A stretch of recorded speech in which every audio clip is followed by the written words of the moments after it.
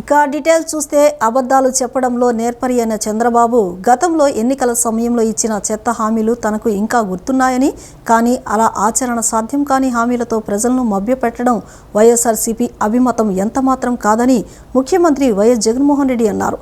దేశంలో విశ్వసనీయత ఉన్న ఏకైక పార్టీ వైఎస్ఆర్సీపీ అని, అధికారంలోకి రాగానే మేమిచ్చిన ప్రతి హామీని నెరవేరుస్తామన్నారు. జరగబోయేది క్లాస్ వార్ అని, జగన్ గెలిస్తే పేదలకు న్యాయం జరుగుతుందనేది ప్రజల్లోకి తీసుకువెళ్లాలని సూచించారు. ఎన్నికలు సమీపిస్తున్న వేళ ఏపీ సీఎం జగన్మోహన్ రెడ్డి సంచలన వ్యాఖ్యలు చేశారు. నిన్న మంగళగిరిలో పార్టీ నేతలతో సమావేశమయ్యారు. ఈ సందర్భంగా సీఎం జగన్ మాట్లాడారు. 45 రోజుల్లో రాష్ట్రంలో ఎన్నికలు జరగబోతున్నాయని, దాదాపు టికెట్లన్నీ ఖరారయ్యాయని, మార్చాల్సిన 99% మార్చేశామని అన్నారు. కుప్పం నుంచి ఇచ్చాపురం వరకు 87% ఇళ్లకు మంచి జరిగిందని, ఇంత మంచి అభివృద్ధి జరిగినప్పుడు ప్రతి గ్రామంలో మెజారిటీ ఎందుకు రాదని అన్నారు. గ్రామంలో వచ్చిన మెజారిటీ మండలంలో ఎందుకు రాదని, మండలంలో వచ్చిన మెజారిటీ నియోజకవర్గాల్లో ఎందుకు రాదని పేర్కొన్నారు. 175 నియోజకవర్గాల్లో మన అభ్యర్థులంతా ఘన విజయం సాధించడం ఎందుకు సాధ్యం కాదని చెప్పుకొచ్చారు. పేదవాడు బతకాలంటే మళ్లీ వైసీపీ ప్రభుత్వమే రావాలి అనే సంకేతం ప్రజల్లోకి తీసుకువెళ్లాలన్నారు. నేను చేయాల్సింది మొత్తం చేశా. దేశంలో ఏ నాయకుడు ఇవ్వని ఆయుధాన్ని నేను మీ చేతుల్లో పెట్టారని అన్నారు. గెలిపించుకొని రావాల్సిన బాధ్యత మీ మీదే ఉంది. 175 అసెంబ్లీ, 25 పార్లమెంటు నియోజకవర్గాల్లో గెలిచి తీరాలి అని సీఎం జగన్ పేర్కొన్నారు. ఇవాళ జరుగుతూ ఉన్నది కులాల మధ్య యుద్ధం కాదు. ఇవాళ జరుగుతూ ఉన్నది క్లాష్ వార్. గుర్తుపెట్టుకోండి.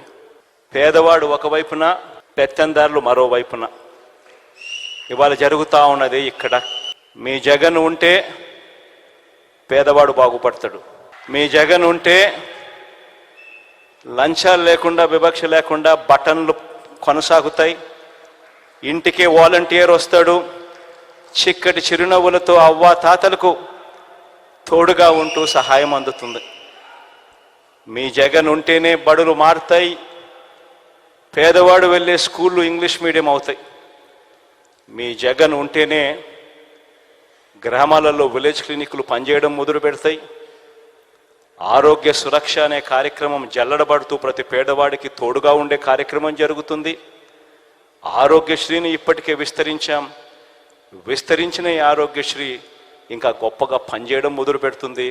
మీరు చేసుకోవాల్సిందల్లా ఇంకా ఆర్గనైజేషన్ మీద ధ్యాస పెట్టడం. రాబోయే రోజుల్లో నేను ఒకటే చెప్తా ఉన్నా, ప్రతి నియోజకవర్గం ఏ గ్రామం తీసుకున్నా అందులో 93%, 87% ఇళ్లకు మనం మంచి చేసాం. 93, 87, అయితే నగరాలు సిటీలు అయితే 80 ఎక్కడ చూసినా ఈ స్థాయిలో మంచి జరిగింది. మరి 87% ఇళ్లకు మంచి జరిగితే అది ఏ నియోజకవర్గం అన్నా ఉండని, కుప్పం నుంచి ఇచ్చాపురం వరకు ఏ నియోజకవర్గం అన్నా ఉండని, ఇదే పరిస్థితి ప్రతి నియోజకవర్గంలో కూడా జరిగితే చేయగలిగినది ఏ ఇంట్లో ఎంత మంచి చేశామని ఏకంగా లెటర్లు తీసుకొని పోయి అక్క మీ ఇంట్లో ఇన్ని లక్షల రూపాయలు మంచి జరిగింది అని చెప్పి చెప్పగలుగుతా ఉన్నాం. మరి ఇంత మంచి జరిగినప్పుడు ప్రతి ఇంటికి, ప్రతి గ్రామంలోనూ ఎందుకు మెజారిటీ రాకూడదు? ఆ గ్రామంలో వచ్చే మెజారిటీ ప్రతి మండలానికి ఎందుకు రాకూడదు? ఆ మండలంలో వచ్చే మెజారిటీ ప్రతి నియోజకవర్గానికి ఎందుకు రాకూడదు అని అడుగుతా ఉన్నా. ఏపీ రాజధాని అమరావతిపై కేంద్ర రక్షణ శాఖ మంత్రి రాజ్నాథ్ సింగ్ కీలక ప్రకటన చేశారు. ఏపీకి రాజధాని ఏదనే ప్రశ్నలు ఉత్పన్నమవుతున్నాయని కొందరు నేతలు సమావేశంలో ప్రస్తావించగా, రాష్ట్ర పార్టీకి ఇప్పటికే కేంద్ర ప్రభుత్వం స్పష్టమైన సమాచారం ఇచ్చిందని తెలిపారు. బీజేపీ సైతం అమరావతిని ఏకైక రాజధానిగా పరిగణలోనికి తీసుకుందని, ఈ విషయంలో ఎలాంటి చర్చ లేదని రాజ్నాథ్ సింగ్ స్పష్టం చేశారు. రాష్ట్ర ప్రభుత్వ దౌర్జన్యాలపై గట్టిగా పోరాటం చేసి నిలువరించాలని కేంద్ర రక్షణ శాఖ మంత్రి రాజ్నాథ్ సింగ్ పిలుపునిచ్చారు. ప్రజాక్షేత్రం నుంచి సాగించే ఉద్యమాలు, ఆందోళనల ద్వారా ప్రజల్లోకి పార్టీ బలంగా వెళ్తుందని కర్తవ్య బోధన చేశారు. ప్రధాని ప్రతినిధిగా ప్రతి ఇంటికి వెళ్లి నరేంద్ర మోడీ తరపున నమస్కారం చేయాలని, కేంద్ర ప్రభుత్వం అమలు చేస్తున్న పథకాలను వారికి వివరించాలని సూచించారు. విజయవాడలోని జీఆర్టీ గ్రాండ్ హోటల్లో నిర్వహించిన మచిలీపట్నం, విజయవాడ, గుంటూరు, నరసరావుపేట, బాపట్ల లోక్సభ నియోజకవర్గాల బీజేపీ కోర్ కమిటీ సమావేశంలో రక్షణ మంత్రి పాల్గొని దిశానిర్దేశం చేశారు. త్వరలో భారతదేశం ప్రపంచంలోనే గొప్ప ఆర్థిక వ్యవస్థగా ఎదగబోతోందని రాజ్నాథ్ సింగ్ చెప్పారు. రక్షణ వ్యవహారాల్లో మనం సాధిస్తున్న పురోగతి ప్రపంచ దేశాల ముందు తలెత్తుకునేలా చేస్తోందన్నారు. వచ్చే 5 ఏళ్లలో ఆంధ్రప్రదేశ్లోనూ భారతీయ జనతా పార్టీ ప్రభుత్వం ఏర్పాటు చేయటం ఖాయమని, ఇది తనకున్న 40 ఏళ్ల రాజకీయ అనుభవంతో చెబుతున్నారని అన్నారు.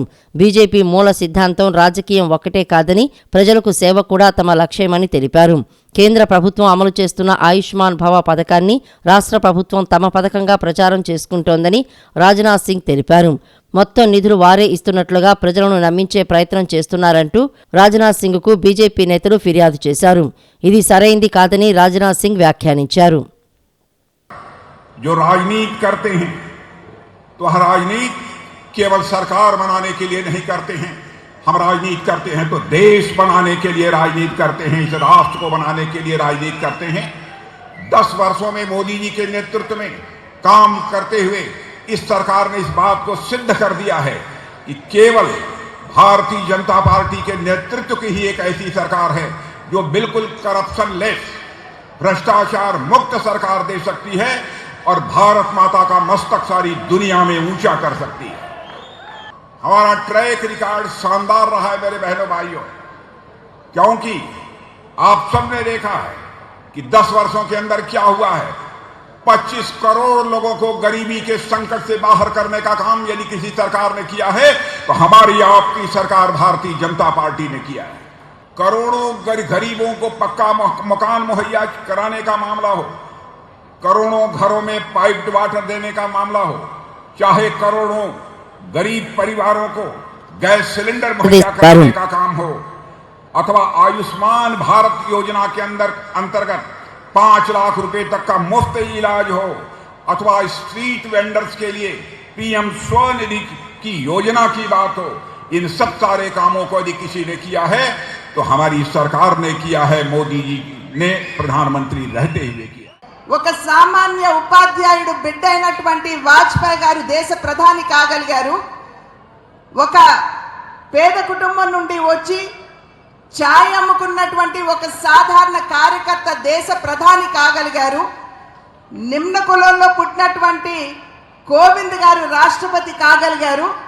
షెడ్యూల్డ్ తెగలకి ఒక సాధారణమైనటువంటి మహిళ, పేద కుటుంబం నుండి వచ్చినటువంటి మహిళ ఇవాళ దేశ రాష్ట్రపతి కాగలిగారు. కనుక కార్యకర్తలు ఆ విధంగా శ్రమించినట్లయితే ప్రతి కార్యకర్తని భారతీయ జనతా పార్టీ గుర్తిస్తుంది, గౌరవిస్తుంది అని చెప్పడానికి ఇది నిదర్శనం అని చెప్పి నేను వేరే మీ అందరికీ కూడా చెప్పనవసరం లేదు. ఇవాళ మనం ఇంకొక 2 నెలల కాలంలో, 2 నెలలు కూడా లేదు, మనం ఎన్నికలకి వెళ్ళబోతున్నాం. ఆ సందర్భంలో ప్రతి కార్యకర్త నడుం బిగించి ఇవాళ భారతీయ జనతా పార్టీని ఒక బలీయమైనటువంటి శక్తిగా రూపుదిద్దడంలో మీ వంతు కృషి మీరందరూ కూడా చేయవలసినటువంటి అవసరం ఉన్నది అని చెప్పి నేను తెలియజేస్తున్నాను. ఆశావాహులు తొలి జాబితాలో సీట్లు కోల్పోయిన అభ్యర్థులు, సీట్లు ప్రకటించని స్థానాల ఆశావాహులు తెలుగుదేశం అధినేత చంద్రబాబు నాయుడును ఆయన నివాసంలో కలిశారు. సీట్లు కోల్పోయిన నేతలను బుజ్జగించిన చంద్రబాబు వారి రాజకీయ భవిష్యత్తుకు హామీ ఇచ్చారు. తెలుగుదేశం పార్టీ అధినేత నారా చంద్రబాబు నాయుడును పలువురు టీడీపీ నేతలు కలుస్తున్నారు. ఇప్పటికే మొదటి విడతలో టీడీపీ, జనసేన అభ్యర్థుల పేర్లు ప్రకటించిన నేపథ్యంలో రెండో విడతలో తమ పేర్లు ప్రకటించాలంటూ చంద్రబాబుతో భేటీ అవుతున్నారు. టికెట్ ఆశించే నేతలు, టికెట్ రాదని తెలిసిన నేతలతో చంద్రబాబు విడివిడిగా భేటీ అవుతున్నారు. పోటీ చేసే అంశంతో పాటుగా స్థానిక పరిస్థితులను చంద్రబాబు నేతలకు వివరిస్తున్నారు. తొలి జాబితాలో సీటు కోల్పోయిన అభ్యర్థులు, పలువురు ఆశావాహులు, సీట్లు ప్రకటించని స్థానాల ఆశావాహులు తెలుగుదేశం పార్టీ అధినేత చంద్రబాబు నివాసంలో కలుస్తున్నారు. సీట్లు కోల్పోయిన నేతలను బుజ్జగించి రాజకీయ భవిష్యత్తుకు చంద్రబాబు హామీ ఇస్తున్నారు. కడప పార్లమెంటు పార్టీ అధ్యక్షుడు శ్రీనివాసులు రెడ్డి నారా చంద్రబాబు నివాసానికి వచ్చారు. వచ్చే ఎన్నికల్లో కడప లోక్సభ టికెట్ను శ్రీనివాసులు రెడ్డి ఆశిస్తున్నారు. తంబళ్లపల్లి మాజీ ఎమ్మెల్యే శంకర్ యాదవ్ చంద్రబాబుతో భేటీ అయ్యారు. తంబళ్లపల్లి నియోజకవర్గాన్ని జయచంద్రారెడ్డికి కేటాయించారు. సోమవారం చంద్రబాబు నివాసానికి వచ్చి శంకర్ యాదవ్కే సీటు ఇవ్వాలని నేతలు కోరారు. గుంటూరు 2 ఇన్ఛార్జి కోవెలమూడి రవీంద్ర చంద్రబాబుని కలిశారు. గుంటూరు 2 సీటును ఆయన ఆశిస్తున్నారు. జేసీ పవన్ రెడ్డి చంద్రబాబును కలిసిన వారిలో ఉన్నారు. పవన్ రెడ్డి అనంతపురం లోక్సభ స్థానాన్ని ఆశిస్తున్నారు. అనంత లోక్సభకు పోటీ చేయాల్సిందిగా ఇప్పటికే బీకే పార్థసారథికి చంద్రబాబు సూచించిన సంగతి తెలిసిందే. ఉద్యోగులు శాంతియుతంగా నిరసన తెలియజేస్తుంటే అక్రమ నిర్బంధం కేసులు నమోదు నిరంకుశమని పౌరుల ప్రాథమిక హక్కులను కాలరాయడాన్ని తీవ్రంగా ఖండిస్తున్నామని జేఏసీ చైర్మన్ బండి శ్రీనివాసరావు అన్నారు. మేము ప్రభుత్వ ఉద్యోగులమే తప్ప అసాంఘిక శక్తులం కాదని ప్రభుత్వం గుర్తించకపోవడం విచారకరమన్నారు. రాజ్యాంగం ప్రసాదించిన హక్కుతో ఉద్యోగులు శాంతియుతంగా నిరసన తెలియజేస్తుంటే అక్రమ నిర్బంధం కేసులు నమోదు నిరంకుశమని పౌరుల ప్రాథమిక హక్కులను కాలరాయడాన్ని తీవ్రంగా ఖండిస్తున్నామని జేఏసీ చైర్మన్ బండి శ్రీనివాసరావు అన్నారు. ఉద్యోగుల అక్రమ అరెస్టులకు నిరసనగా గాంధీనగర్లోని ఎన్జీఓ హోం దగ్గర జిల్లా జేఏసీ చైర్మన్ ఏ విద్యాసాగర్ ఆధ్వర్యంలో జరిగిన ధర్నా కార్యక్రమంలో బండి శ్రీనివాసరావు పాల్గొని మాట్లాడారు. ప్రభుత్వ విధానాలపై నిరసన తెలిపేందుకు ధర్నా చౌక్లో ఈ నెల 22వ తేదీన ఉద్యోగులు నిర్వహించిన ధర్నా కార్యక్రమంలో పాల్గొన్న ఉద్యోగులపై పోలీసులు నమోదు చేసిన అక్రమ కేసులను ఎత్తివేయాలని డిమాండ్ చేశారు. శాంతియుత నిరసనలు తెలుపుతున్న ఉద్యోగులపై కేసులు నమోదు చేయటం ఉద్యోగులను అవమానించటమేనని పేర్కొన్నారు. రాష్ట్రంలో ఉన్న ఉద్యోగ సంఘాల నాయకులు ఉద్యోగులు న్యాయమైన సమస్యల పరిష్కారానికి నిరసన ప్రదర్శనకు పిలుపు ఇస్తే ఉద్యోగులను వారి కుటుంబాలను కూడా వేధించడం, ముందస్తుగా గృహ నిర్బంధం చేయటం ప్రభుత్వానికి సమంజసం కాదని పేర్కొన్నారు. మేము ప్రభుత్వ ఉద్యోగులమే తప్ప అసాంఘిక శక్తులం కాదని ప్రభుత్వం గుర్తించకపోవడం విచారకరమన్నారు. మేము మా ధర్నా చౌకులోనే మేము శాంతియుతంగా ధర్నా చేస్తుంటే కేసు నమోదు చేయడం అనేది ఇది చాలా మమ్మల్ని అవమానపరిచినట్టుగా మేము ఫీల్ అయ్యాము. అదేవిధంగా చీటికి మాటికి ప్రతి దానికి కూడా చిన్న చిన్న సంఘాలలో ఏదైనా కాలిస్తే వాళ్ళని గృహ నిర్బంధంలో పెట్టడము, వాళ్ళని తీసుకుపోయి మరి అడ్వాన్స్గా వాళ్ళ కుటుంబంలో భయభ్రాంతులకు గురి చేయటము.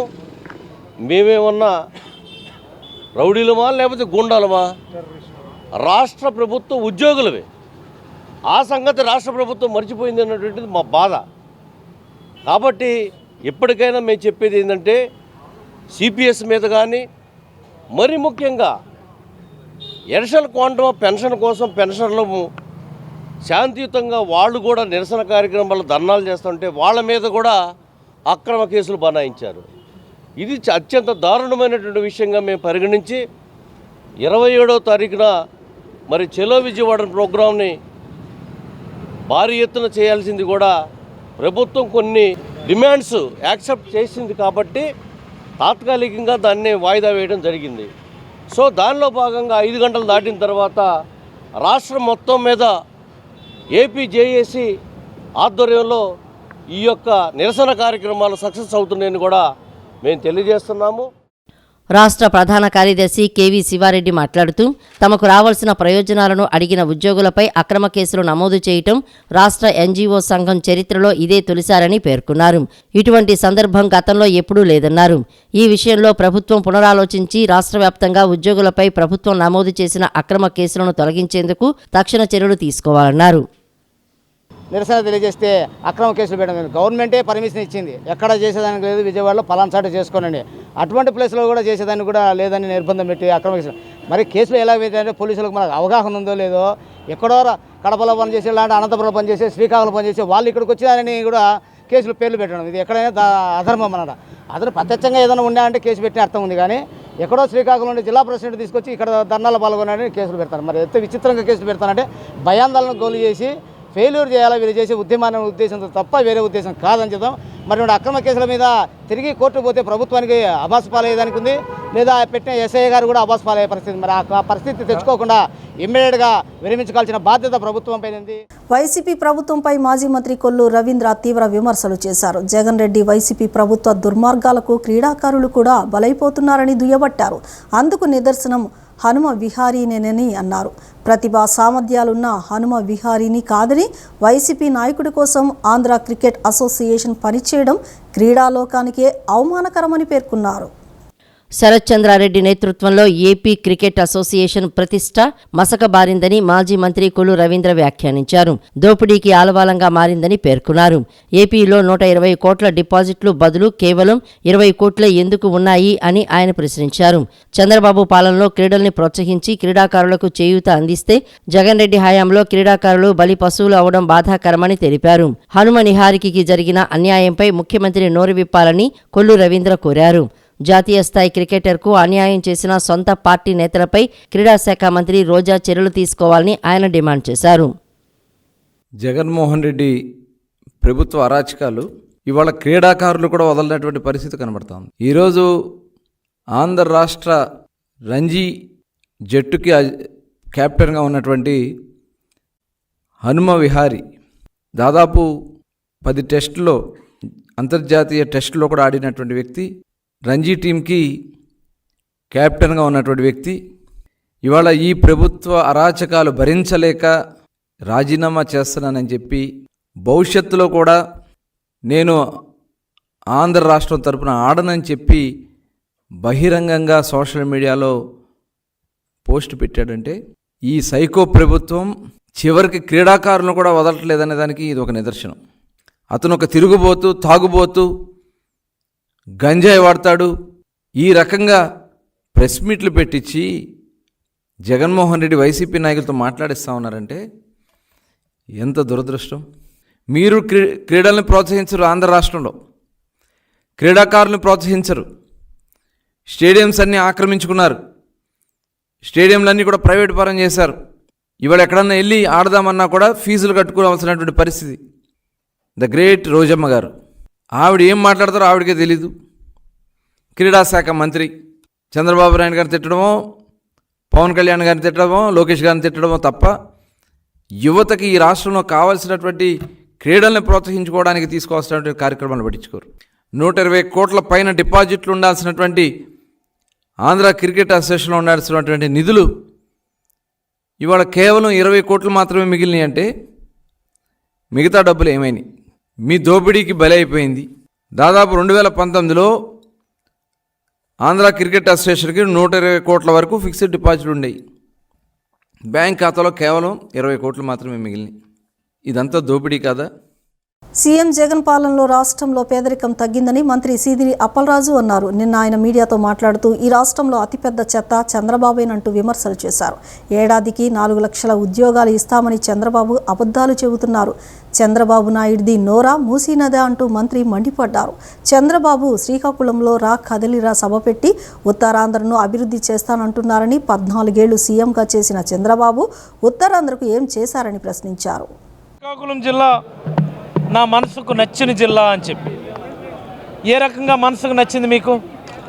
మీ మనసుకు కానీ నచ్చిండుంటే అనేకమైనటువంటి ప్రాజెక్టులు ఇచ్చిండి ఉండాలి కదా, అనేకమైనటువంటి అభివృద్ధి కార్యక్రమాలు జరిపించుండి ఉండాలి కదా.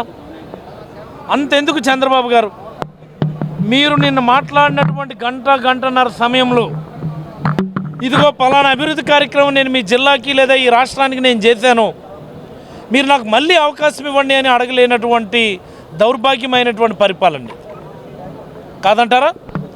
మీరు మాట్లాడినటువంటి గంటన్నర సమయం మీరు ఒకసారి గుర్తు చేసుకోండి. మీరు ఇదిగో పలానా అభివృద్ధి కార్యక్రమం నేను మొదలుపెట్టాను, పలానా అభివృద్ధి కార్యక్రమాన్ని నేను పూర్తి చేశాను, ఇదిగో ఉత్తరాంధ్ర నేను ఇది చేశానని చెప్పి బలంగా మీరు చెప్పుకోలేనటువంటి పరిస్థితుల్లో అశాంతం కూడా జగన్మోహన్ రెడ్డి గారి మీద బురద జల్లడమే, అశాంతం కూడా జగన్మోహన్ రెడ్డి గారిని తిట్టడమే పనిగా మీరేమో సుపరిపాలన గురించి మాట్లాడేస్తారా?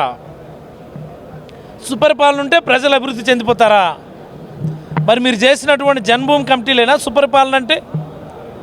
మీరు వేసినటువంటి అప్రజాస్వామికమైనటువంటి రాజ్యాంగ విరుద్ధమైనటువంటి ఆ కమిటీల వల్లనేనా సుపరిపాలన సాధ్యం? ఈ జన్మభూమి కమిటీలైనా సుపరిపాలన చేస్తాయి? 2019 ఎన్నికల్లో మీరు ఓడిపోవడానికి ప్రధానమైనటువంటి కారణం, మీ పాడి మోయడానికి ప్రధానమైనటువంటి కారణం ఆ జన్మభూమి కమిటీలు.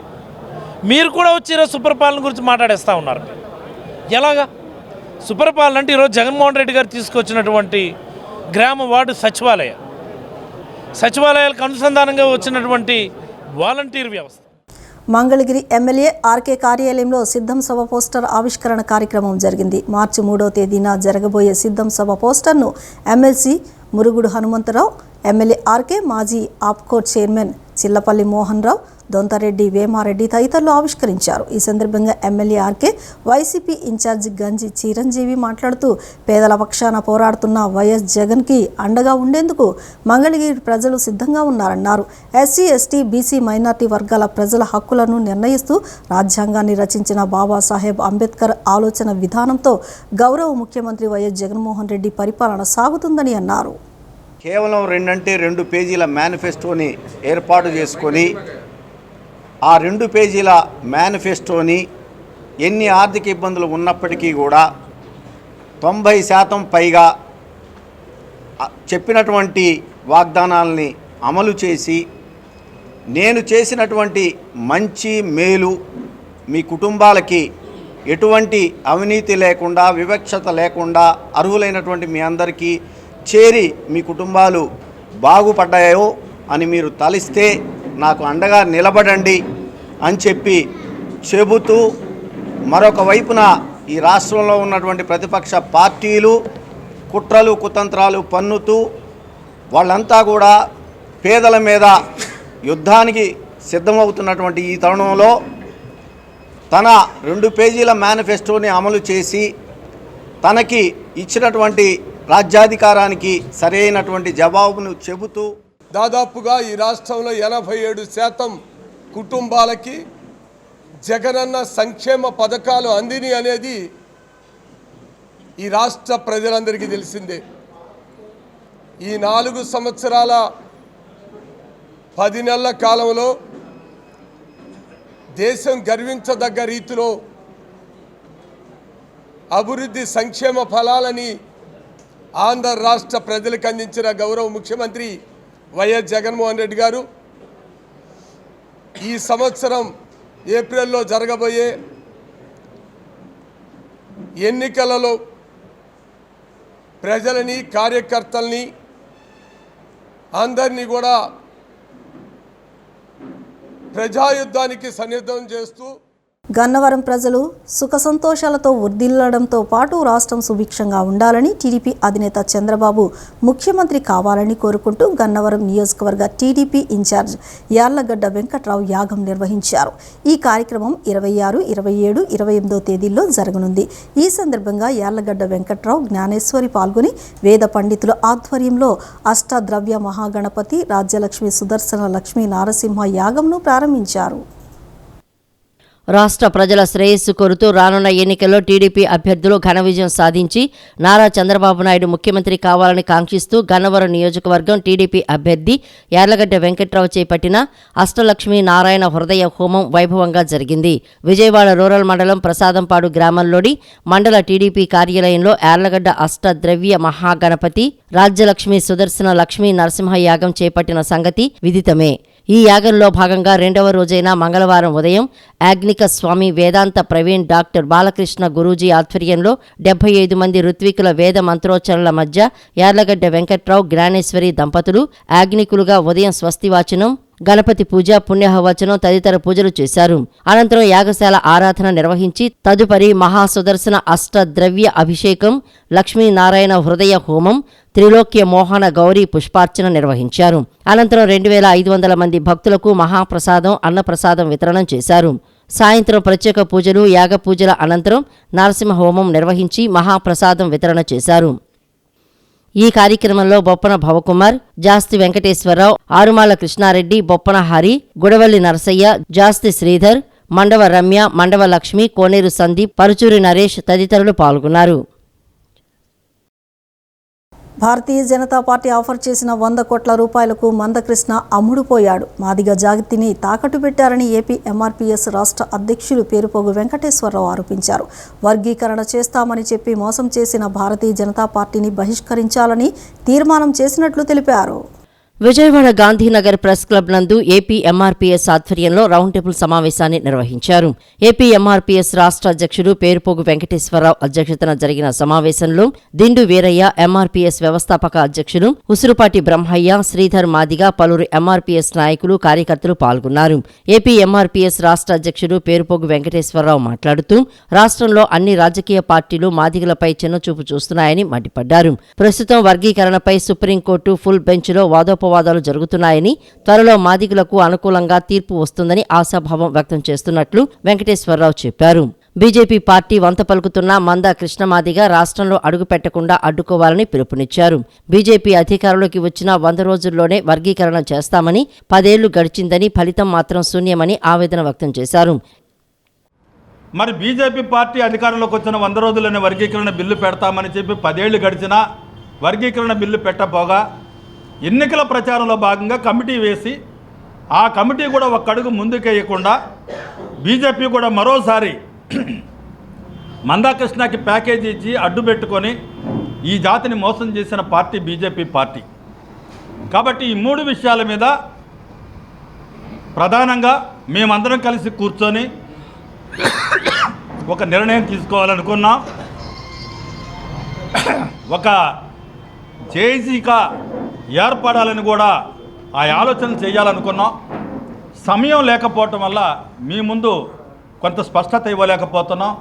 అయినప్పటికీ మరోసారి మేమందరం కలిసి కూర్చొని ఈ ఎన్నికల్లో మాదిగలను రాజకీయంగా సీట్లను ఇవ్వకుండా ఉన్న నిర్లక్ష్యం చేసిన పార్టీ విషయంలో నిర్ణయం తీసుకునేది కానీ, బీజేపీ ఒక్కడికి కూడా ముందుకెయ్యకుండా ఎన్నికల ప్రచారంలో కృష్ణమాదిగను అడ్డు పెట్టుకుని వాడుకోలేని విషయంలో కానీ, సుప్రీంకోర్టు తీర్పు వస్తున్న నేపథ్యంలో ఎలాంటి నిర్ణయం తీసుకోవాలనే ఆలోచనలో కానీ, ఈ 3 మీద కలిసి మేము ఒకసారి ఇంకా విస్తృతంగా ముఖ్యమైనటువంటి అంటే ఇట్లా బహిరంగ సమావేశంలా కాకుండా అంతర్గతంగా కూర్చొని అన్ని సంఘాలని కలుపుకొని ఒక మంచి నిర్ణయం తీసుకొని ఒక చలో రాజధానికి, అది గుంటూరు కావచ్చు విజయవాడ కావచ్చు అని పిలుపునిచ్చేదానికి సిద్ధపడేదానికి ఉన్నామని మేము 29 ఎస్సీ రిజర్వ్డ్ స్థానాల్లో రాజకీయ పార్టీలు మాదిగల ఉపకులాలు 2 సీట్లు, సాధారణ స్థానాల్లో 5 సీట్లు మాదిగలకు కేటాయించాలని బ్రహ్మయ్య మాదిగ డిమాండ్ చేశారు.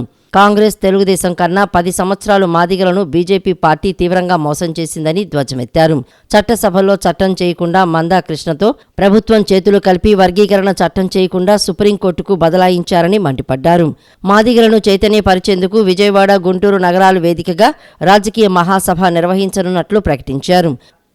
ఎప్పుడో ఇచ్చిన రిజర్వేషన్లు అమలవుతున్నాయి తప్ప మా జనాభాకు తగినంత రాజకీయ ప్రాధాన్యత లేదు.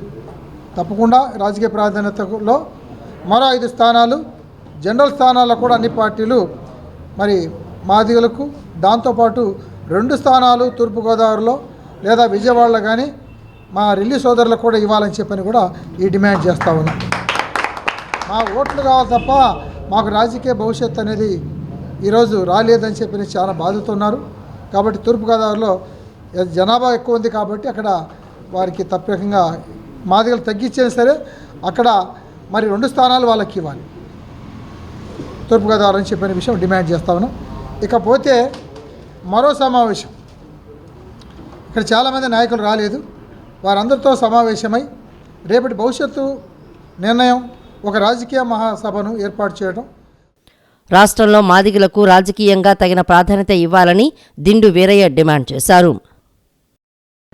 100 రోజుల్లోనే వర్గీకరణ చేస్తామని చెప్పని 10 సంవత్సరాలు గడిచిన వర్గీకరణ అంశాన్ని పార్లమెంటులో చట్టబద్ధత కల్పించకుండా మోసం చేసినటువంటి భారతీయ జనతా పార్టీని ఈరోజు రాష్ట్రంలో 30 సంవత్సరాలుగా అన్ని రాజకీయ పార్టీలు మాదిగలను మోసం చేశాయి, మోసం చేస్తున్నాయని చెప్పుకోబడుతున్నట్టు చెప్పి పబ్బం గడుపుకుంటున్నటువంటి నాయకుడు 10 ఏళ్లు వర్గీకరణ చేయకుండా మాదిగలను మోసం చేసినటువంటి భారతీయ జనతా పార్టీతో అంటగాగుతూ మాదిగలను మరింత మోసం చేయడానికి చేస్తున్నటువంటి కుట్రలను తిప్పికొట్టడం కోసం ఆంధ్రప్రదేశ్లో మాదిగలను సంఘటితం చేసి మాదిగలను ఆ కుట్రకు బలిగాకుండా చైతన్యం చేసి జాగృతి చేసి జాతిని కాపాడుకోవాల్సిన నైతిక బాధ్యత.